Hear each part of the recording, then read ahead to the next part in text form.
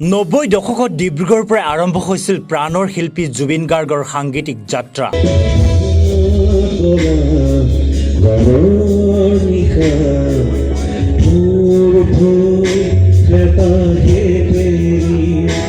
আঠাইশ বছৰ মূৰকত একেখন মঞ্চত দেখা গ'ল জুবিন গাৰ্গৰ এটচেট্ৰা বেণ্ডক।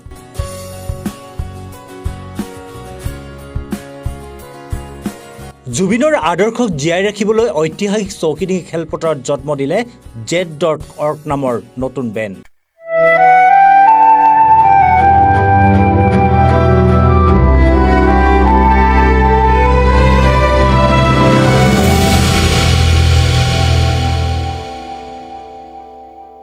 হয়, আজিৰ পৰা 30-28 বছৰ পূৰ্বে ডিব্ৰুগড়ৰ পৰা আৰম্ভণি ঘটিছিল প্ৰাণৰ শিল্পী জুবিন গাৰ্গৰ সাংগীতিক যাত্ৰা। বৰ্তমান দেশৰ প্ৰতিষ্ঠিত সংগীত শিল্পী ধনী হাজৰিকা, দুদুল শইকীয়া, সবিন কুমাৰ দাস, ভাস্কৰ শইকীয়া, জয়ন্ত বৰদলৈ, শান্তনু বৰঠাকুৰকলৈ গঠন কৰা এটচেট্ৰা বেণ্ডক নেতৃত্ব দিছিল হাৰ্টথ্ৰব জুবিন গাৰ্গে। অসমৰ ইমূৰৰ পৰা সিমূৰলৈ গীত পৰিৱেশন কৰি দৰ্শকৰ বিপুল সমাদৰ বুটলিছিল এটচেট্ৰাই।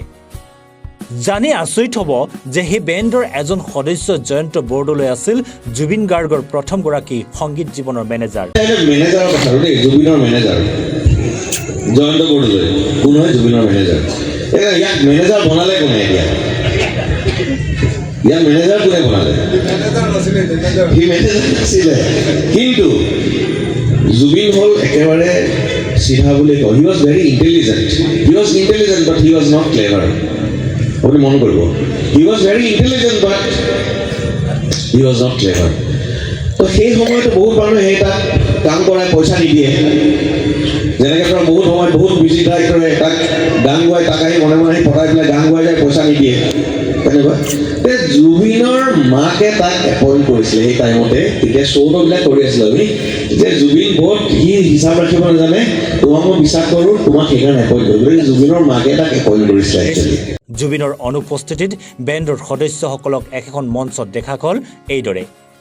চতুৰ্দশ ডিব্ৰুগড় গ্ৰন্থমেলাৰ বাকৰিত একত্ৰিত হ'ল এটচেট্ৰা বেণ্ডৰ এইসকল সদস্য। তেওঁলোকৰ উপস্থিতিত বৃহস্পতিবাৰৰ উমাল সন্ধিয়া জুবিনময় হৈ পৰিল চতুৰ্দশ ডিব্ৰুগড় গ্ৰন্থমেলা। ডিব্ৰুগড়ৰ পৰাই আমি আৰম্ভ কৰিছিলোঁ নিজৰ যাত্ৰা, সংগীত যাত্ৰা, আৰু এটা প্ৰফেচনেল যাত্ৰাটো জুবিনৰ লগতে আৰম্ভ কৰিছিলোঁ আমি। আৰু মাজত বহুত বছৰ নাইকিয়া হৈ গ'ল। আকৌ ডিব্ৰুগড়ৰ পৰা পুনৰ আৰম্ভ কৰিছোঁ, Z.org নামেৰে আকৌ আৰম্ভ কৰিছোঁ।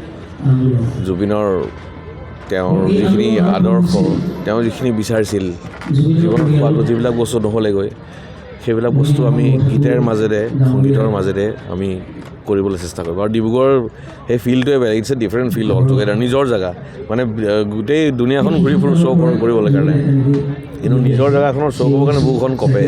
আজি মোৰ ষ্টেজত ওচৰৰ বুকুখন কঁপিছে, এটা চিপিনে বহুত বেছি বেয়া লাগিছে।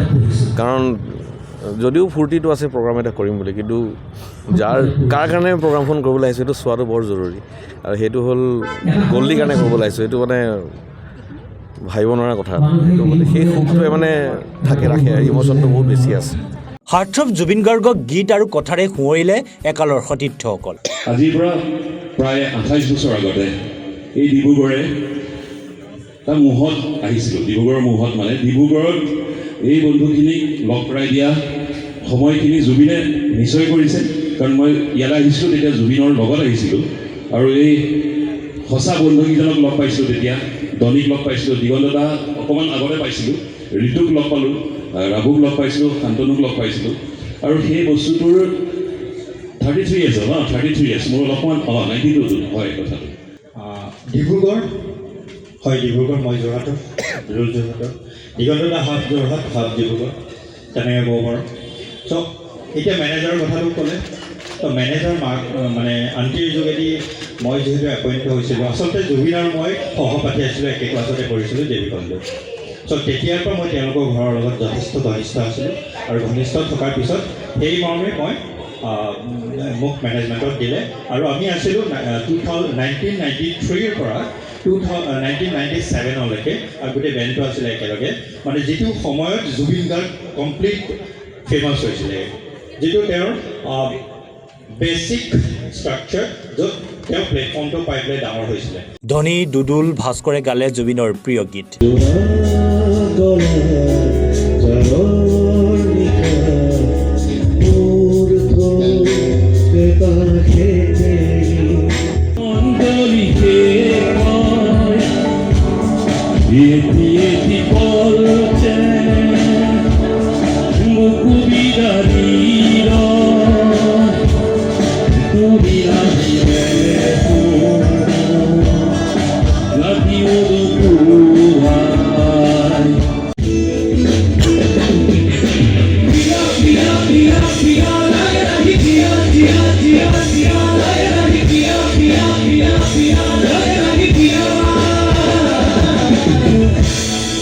ধোনীয়ে ক'লে জুবিন গাৰ্গৰ বহু গোপন কথা। মেনেজাৰৰ কথা দেই, জুবিনৰ মেনেজাৰ জয়ন্ত বৰদলৈ কোন হয়? জুবিনৰ মেনেজাৰ। ইয়াক মেনেজাৰ বনালে কোনে? ইয়াক মেনেজাৰ কোনে বনালে? সি মেনেজাৰ নাছিলে, কিন্তু জুবিন হ'ল একেবাৰে চিধা বুলি কয়। He was very intelligent. He was intelligent but he was not clever.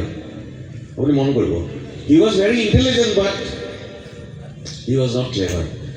তো সেই সময়তো বহুত মানুহে সেই তাক কাম কৰাই পইচা নিদিয়ে।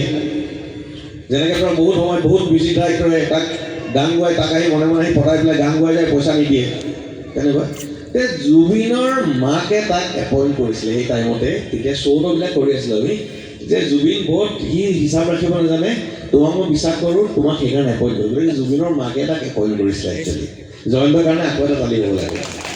মিলনজ্যোতি সংঘই জুবিনক লৈ আয়োজন কৰা অনুষ্ঠানটোৱে নষ্টালজিক কৰি তোলা পৰিলক্ষিত হয়। ইফালে জুবিনৰ আদৰ্শক নতুন প্ৰজন্মৰ মাজত জীয়াই ৰখাৰ উদ্দেশ্যৰে ডিব্ৰুগড়ৰ পৰাই জন্ম দিলে জেড.অৰ্গ নামৰ নতুন বেণ্ডৰ।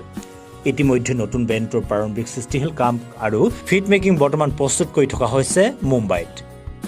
উল্লেখ্য যে জুবিন গাৰ্গৰ প্ৰথমটো বেণ্ড 1992 চনত ডিব্ৰুগড়ত গঠন হৈছিল আৰু সেই সময়তে এক বিশেষ আলোড়ন সৃষ্টি কৰিছিল বেণ্ডটোৱে। সেই স্মৃতি ৰোমন্থন কৰি জুবিনৰ অৱৰ্তমানত ডিব্ৰুগড়তে পুনৰ জেড.অৰ্গ নামৰ নতুন বেণ্ডটোৱে আত্মপ্ৰকাশ কৰি জুবিনৰ বিভিন্ন আধৰুৱা কাম কৰি যোৱাৰ চেষ্টা কৰিব বুলি ঘোষণা কৰে। আমি যেতিয়া সেইটো নাইকিয়া হ'ল, তাৰপিছত আমি যেতিয়া লগ পালোঁ আকৌ জুবিনৰ ঘৰত যেতিয়া গ'লোঁ, লগ পালোঁ। ঋতুহঁতো আহিলে, ধনীয়াতো আহিলে, লগ খালোঁ। আকৌ আমি যোৱাত আহিলোঁ, যোৱাত ঋতু মই আহিছোঁ, তেওঁৰ ছাত্ৰ যিটো পাতিছিলে সামূহিকভাৱে। তাতে আহি আমি কথা চথা পাতি গ'লোঁ। তাৰপিছত আমি কি হ'ল, মই এটা হোৱাটছআপ গ্ৰুপ খুলিলোঁ।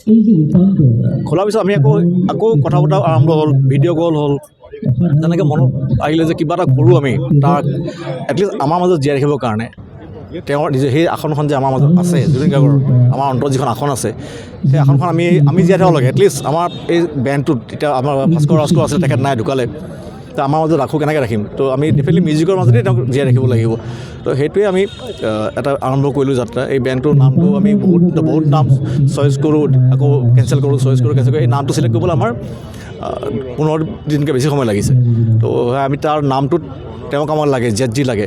তো বহুত বিচাৰি জেড.org কৰিলোঁ। আপুনি মন কৰিব, লগৰটো আমি আজি লঞ্চ কৰিছোঁ। জেডটো ডাঙৰ, কেপিটেল লেটাৰ, .org সৰু, orgটো ডাঙৰ। তো গাৰ্গৰ মাজত আমি এতিয়া সোমাই আছোঁ। তো তেনেকৈ তেওঁ ৰাখিছোঁ।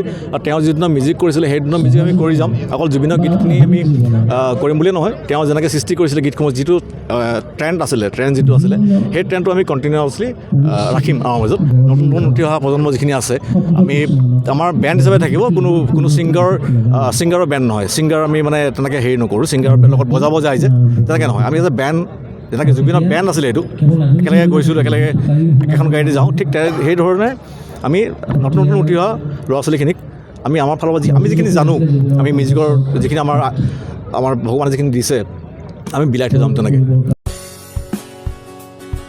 News desk report, sign on.